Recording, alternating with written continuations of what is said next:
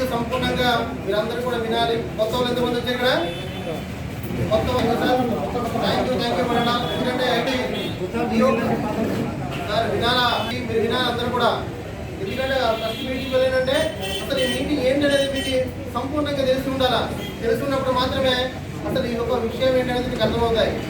కాబట్టి ఈ యొక్క ఆదివాసీ ట్రస్ట్ దాదాపు 2.5 సంవత్సరాలు నడుస్తుంది. 2.5 సంవత్సరాలు నడిచే పరిస్థితుల్లో ఈ హెడ్ క్వార్టర్ అనేది చింతపల్లి అంతర్లలో 300 బిల్డింగ్ ఉంది ఇక్కడ. ఆ ఆఫీస్ అది గోల్డ్ బిల్డింగ్ కట్టుకోవడం జరిగింది. మనం అందరూ కూడా ఆదోస్తులు అందరూ కలిసి ఇప్పుడు కూడా కనీ విని ఎరిగిన రీతిలో లక్షలాది మందితో ఒక ఆదివాసీ ట్రస్ట్ ఒక వ్యవస్థ గవర్నమెంట్ అప్రూవల్ తీసుకొచ్చినటువంటి మొట్టమొదటి ట్రైబల్ వ్యవస్థ ఇది. ఎందుకంటే దాదాపు ఇక్కడ 150,000 కుటుంబాలు లబ్ధి పొందే పరిస్థితి. దాదాపు 9 బ్రాంచ్లు ఓపెన్ చేశాను, 9 మండలాలు, దాదాపు 160,000 కుటుంబాలు ఇక్కడ ఉన్నప్పుడు 150,000 మంది జీవనోపాధి పొందే పరిస్థితి. దాంతోపాటు మన అల్లూరు సీతారామరాజు జిల్లా మన చింతపల్లి హెడ్ క్వార్టర్లో పెట్టుకొని అక్కడి నుండి పాటు మిగతా ఎక్కడైతే మండలాలు ఉన్నాయో మండలాలన్నీ కూడా తీసుకొచ్చాం. దాదాపు 9 మండలాలు అందులో నడుస్తుంది. అల్లూరు సీతారామరాజు జిల్లా దాదాపు 22 మండలాలు, 22 మండలాల్లో 9 మండలాలు నడుస్తుంది. దాంతోపాటు మన రాష్ట్రమే కాదు పక్క రాష్ట్రమైనటువంటి ఒడిశా కూడా మల్కనగిరి, ఆల్రెడీ చిత్రకొండలో కూడా ఆఫీసులు స్టార్ట్ చేస్తున్నాం మేము. నిన్న కూడా ఆల్రెడీ మల్కనగిరి వెళ్ళడం జరిగింది. ఆల్రెడీ అక్కడ కూడా మీటింగ్ పెట్టి స్టాటస్ ఇవ్వడం జరిగింది. ఎందుకంటే మన భారతదేశంలో 29 రాష్ట్రాలు, 29 రాష్ట్రాల్లో మనం ఒక ఆదివాసీ ప్రాంతాలు 18 రాష్ట్రాలు ఉంటాయి. ఈ 18 రాష్ట్రాల్లో ఈ 18 రాష్ట్రాల రైతు అంతా కూడా ఎక్కడైనా కూడా ఒకటే. ఎందుకంటే భాషలు వేరైనా భావం ఒకటే మనం అంతా కూడా. అందుకని మనమందరం కూడా ఏ రాష్ట్రంలో ఉన్నా కూడా నిన్న కూడా ఒడిశా రాష్ట్రానికి వెళ్ళిన తర్వాత మల్కనగిరి రాష్ట్రానికి వెళ్ళిన తర్వాత కూడా మల్కనగిరిలో కూడా సంపూర్ణమైనటువంటి మద్దతు ఇచ్చి వాళ్ళు కూడా ఈ యొక్క వ్యవస్థను బలోపేతం చేసుకుని ముందు నడిపిస్తున్నామని వాళ్ళు కూడా భాష రాకపోయినా వాళ్ళ ఒక భావం అంటే అందరూ ఒకటే. మనమంతా కూడా ఏ స్టేట్లో పోయినా కూడా ఎందుకంటే సుదీర్ఘమైనటువంటి ఇక్కడ ఉన్నటువంటి నాయకులు ఉన్నారు. ఎందుకంటే రకరకాల వ్యవస్థలు చేసినటువంటి మన ట్రైబల్ ఆదివాసులు కూడా ఉన్నారు. చాలా తెలివైన వాళ్ళు ఉన్నారు, విజ్ఞానవంతులు ఉన్నా కూడా దాన్ని మనకి ముందు లేకపోవడమే వాళ్ళు ఒక వెనకబాటుదలని తెలియజేసింది. చాలా మంది మంచి నాలెడ్జ్ పర్సన్స్ ఉన్నారు. సొసైటీలో డెమోక్రసీలో తెలిసినటువంటి చాలా మంది ఉన్నారు. ఇండియన్ కాన్స్టిట్యూషన్ తెలిసిన వాళ్ళు ఉన్నారు. ప్రజాసంఖ్య తెలిసిన వాళ్ళు కూడా వెనకబడిపోవడానికి కారణం ఏంటంటే వాళ్ళకి లేని వాళ్ళు లేకపోవడమే ఈ వ్యవస్థలన్నీ కూడా అందుకబట్టి అలాంటి వ్యవస్థలు అలాంటి నాయకుల్ని బయటికి తీసుకురావాలి. ప్రజాస్వామ్యాన్ని మనం కాపాడుకోవాలి. మన ఒక హక్కుల్ని చట్టాలని కాపాడుకోవాలంటే మన ఒక ఆదివాసీ బిడ్డల్లో ఉన్నటువంటి చైతన్యవంతమైనటువంటి నాయకులు చాలా మంది ఉన్నారు. వాళ్ళందరూ కూడా ఇలాంటి వ్యవస్థలు ఇలాంటి వేదికలు వాళ్ళకి అవసరం.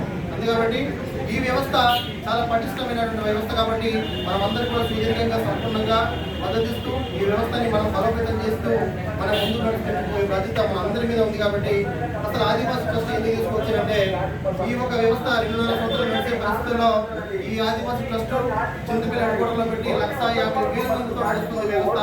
ఇక్కడే కాదు 9 రాష్ట్రాలు 9 మండలాలు నడుస్తూ మనం ఏదైతే రాష్ట్ర జిల్లాలో 22 మండలాల్లో మన ప్రాంతంలో వస్తే అరకు కాన్స్టిట్యూన్సీలో వస్తే దాదాపు 11 మండలాలు ఉన్నాయి. అలాగే మన రంపచోడ ప్రాంతంలో వస్తే 11 మండలాలు ఉన్నాయి. ఆ 11 మండలాల్లో కూడా ప్రతి దగ్గర తీసుకుపోతాం. ఫస్ట్ హెడ్ క్వార్టర్ చింతపల్లితో పాటు జీవమడుగులు, పాడేరు, గుండి కూడా అలాగే పెద్దవేలు పెడుతున్నాం. నెక్స్ట్ దారకొండ ఆఫీస్ ఉంది. అలాగే ఒరిస్సా చిత్రకొండ ప్రతి బ్రాంచెస్ ఉన్నాయి. దాంతోపాటు ఇష్ట గోదావరి పోతే కోనవరము, ఆర్వీపురం, వైరామవరము, రంపచోడవరం ప్రతి ప్రాంతాల్లో అటు కూడా పెడుతున్నాం. అటువంటి పెద్ద వ్యవస్థ మన ట్రైబల్ వ్యవస్థ తీసుకొచ్చి అటువంటి వ్యవస్థ ఎందుకు తీసుకొచ్చి ఎలా తీసుకొచ్చి అనేది గొప్పలు తెలియదు. కాబట్టి ఈ వ్యవస్థ నేను చూస్తున్న పరిస్థితుల్లో నేను చదువుకున్నది MSc బీడ్ ఎడ్యుకేషన్. నా పేరు కోరాపు వారంపడాలని నా పేరు. నాకు గుంటూరులో పెద్దవేలు మండలం. మనము నాకు చూస్తున్న పరిస్థితుల్లో నేను ఉద్యోగం చేసే పరిస్థితుల్లో కానీ నేను చదువుకున్న పరిస్థితుల్లో చూసేసరికి చాలా బాధాకరమైన విషయాలు చాలా సందర్భాల్లో మనం చూస్తున్నాం. ఎందుకంటే ఇక్కడ ఏదైతే మనకి చదువుకున్న పరిస్థితులు వచ్చినప్పుడు చాలా మంది ఇక్కడ విద్యావేత్తలు ఉన్నారు, చదువుకున్న వాళ్ళు ఉన్నారు. అయినా కూడా వాళ్ళు కూడా చాలా సందర్భాల్లో బాధపడే పరిస్థితులు ఉన్నప్పుడు కూడా ఆ ఒంటరితనంతో మనం ఏమీ చేయలేము ఎవరు కూడా. అందుకబట్టి మనమంతా కూడా సమిష్టిగా కలిసి మన వ్యవస్థని మనం కాపాడుకోవాలనే ఉద్దేశంతో ఈ వ్యవస్థ తీసుకురావడం జరిగింది. కాబట్టి ఈ వ్యవస్థ మనకి ఏదైతే భారత రాజ్యాంగంలోని ఉన్నటువంటి పరిస్థితుల్లో కాకుండా ముందు కూడా మనకి దాదాపు 100 సంవత్సరాల నుండి మన బాబర్ కాలం నుండి తర్వాత బ్రిటిష్ కాలం నుండి తర్వాత స్వతంత్రం వచ్చి 76 సంవత్సరాలు అయినా కూడా మన ఆదివాసులు అనే వాళ్ళు అన్ని రాష్ట్రాలు ఉన్నటువంటి ఆదివాసులు అందరూ కూడా వెనకబడతామని చెప్పుకున్నాం. అదన్నీ కూడా మనం బలోపేతం చేసుకోవాలంటే మనమందరం ఏకమవ్వాలి. ఎందుకంటే మనం డెమోక్రసీ ప్రజాస్వామ్యంలో ఉన్నటువంటి విలువలు కానీ ప్రజాస్వామ్యంలో ఉన్నటువంటి ఎథిక్స్ కానీ అన్ని కూడా మనం నేర్చుకోవాలంటే మనకి బేసిక్ మనమంతా కూడా సృష్టిగా ఉండాలి. మనము అందరికీ కూడా అక్షరాభ్యాసం నేర్చుకోవాలి. అక్షరాభ్యాసం నేర్చుకున్నప్పుడు చేసినప్పుడు మాత్రమే మనం మంచి మంచి విషయాలు మంచి జ్ఞానాలు అనేది ఏర్పడిస్తున్న పరిస్థితి ఉంటుంది. కాబట్టి మనకి ఈ బ్రిటిష్ కాలం నుండి వచ్చిన తర్వాత కూడా బ్రిటిష్ వాళ్ళ కాలంలో ఉన్నప్పుడు కూడా మనం అలాంటి హిస్టరికల్గా చూసినట్టయితే మీరు అందరూ చదివి ఉంటారు చాలా బుక్కుల్లో కూడా.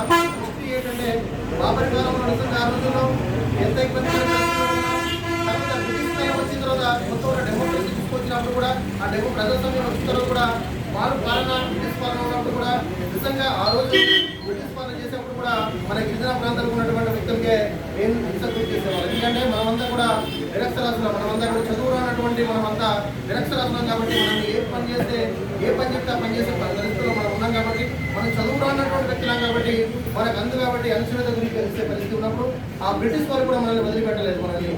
అప్పుడు నిజంగా మనం చదివినట్లయితే మన అలోచి రామరాజులో చూసుకున్నట్లయితే గంటంధర మలుధర నిజంగా మన ఆదివాసీ బిడ్డలు ఆ రోజులు అంత గడ్డుకాల పరిస్థితుల్లో కూడా మనం ఈ రోజులో హిస్టరికల్గా నిజంగా వాళ్ళని స్మరించుకునే పరిస్థితి మనకి ఉంది. అంటే ఆ రోజు వాళ్ళు కష్టపడినటువంటి కష్టమే ఈ రోజు నిజంగా మన గిరిజన ప్రాంతాల్లో కూడా పేరు వచ్చినటువంటి విషయాలు ఉంది.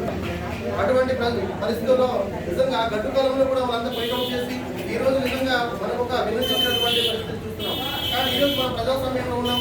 ప్రజాస్వామ్యంలో ఉన్నటువంటి మనుషులు మనందరికీ స్వేచ్ఛ స్వతంత్రం ఉన్నప్పుడు మనమందరం కూడా ఏం చేస్తున్నాం, మనంతా కూడా స్వార్థానికి పోయే పరిస్థితి మనం చూస్తున్నాం.